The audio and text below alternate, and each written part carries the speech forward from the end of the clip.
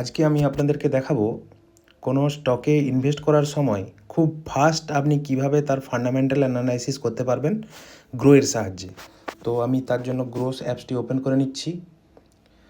ধরুন আপনি কোনো স্টকে ইনভেস্ট করতে চাচ্ছেন, ধরুন আমার এখানে যেগুলো আছে সাপোজ সেনকো গোল্ড। তো এর জন্য আপনাকে প্রথমে এর নিচে আসতে হবে। তো প্রথম যেটা আপনাকে অবশ্যই দেখতে হবে যে দেখুন এই ফান্ডামেন্টালসের মধ্যে পি রেশিও যেটা আছে, পি রেশিও যেন মোটামুটি কমের দিকে থাকে, মানে 30-40 এরকম অ্যারাউন্ডে থাকে, বা কারো যদি পি বেশিও থাকে তার যেন ইন্ডাস্ট্রি পি, এই যে ইন্ডাস্ট্রি পি মানে হচ্ছে সেক্টরের পিউ, ওই সেক্টরের পি কত আছে 64.89 আছে। আর নর্মাল এই স্টকটার পি আছে 23.08, অর্থাৎ 20-র কাছাকাছি, 20-30-এর কাছাকাছি যদি কোনো পি থাকে সেটা খুব ভালো, এবং অবশ্যই যেন ইন্ডাস্ট্রি পি থেকে এই স্টকের পি যেন কম হয়। মানে আচ্ছা, এরপরে আসবো প্রফিট গ্রোথও ঠিক একইভাবে।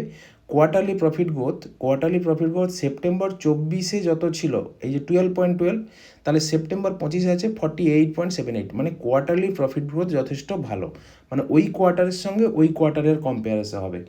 এবার কোয়ার্টারলি থেকে টাচ করে আমি ইয়ারলি করলাম, তো ইয়ারলি দেখবো প্রতি বছর এর গ্রোথ বেড়েছে কিনা। তাহলে দেখা যাচ্ছে 2024-এর তুলনায় 2025-এর প্রফিট কম আছে। তার মানে বুঝতে হবে যে এই কোম্পানিটা এখন একটু দুর্বল পজিশানে আছে। এবং এটার পরে আপনাকে চলে আসতে হবে সোজা শেয়ার হোল্ডিং প্যাটার্নে। শেয়ার হোল্ডিং প্যাটার্ন কী কী? এই promoter, retail, foreign institute, mutual funds, other domestic investment. Promoter holding যত বেশি থাকবে তত ভালো, রিটেল যত কম হয় তত ভালো। রিটেল হচ্ছে আমি আপনি, এরা ফরেন ইনস্টিটিউটে এফআইআই আপনারা জানেন, আর মিউচুয়াল ফান্ডস হচ্ছে ডিআইআই। তো এফআইআই ডিআইও যত ভালো হবে তত ভালো। তো জুন 25-এ দেখবেন যে ধরুন আমার ডোমেস্টিক ইনভেস্টমেন্ট, ফরেন ইনভেস্টমেন্ট বেড়েছে কিনা, বা প্রোমোটার হোল্ডিং কমে গেছে কিনা।